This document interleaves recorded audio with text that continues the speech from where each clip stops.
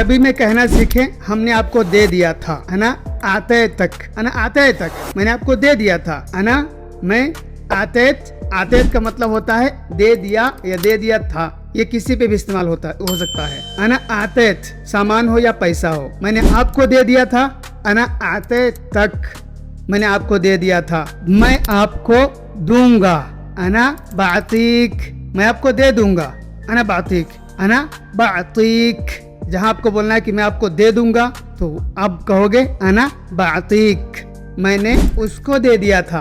अना आतेत हुआ, मैंने उसको दे दिया था या मैंने उसको दे दिया। अना आतेत हुआ। वैसे इसको शॉर्टकट में इस तरह बोला जाता है, अना आते तो, अना आते तो, मैंने उसको दे दिया। सही लफ्ज यही है, अना आते तो। लेकिन नए लोगों के लिए ये बेहतर रहेगा आप बोले अना आतेत हुआ, मैंने उसे दे दिया था। सऊदी की सही अरबी सीखने के लिए हमें सब्सक्राइब करें।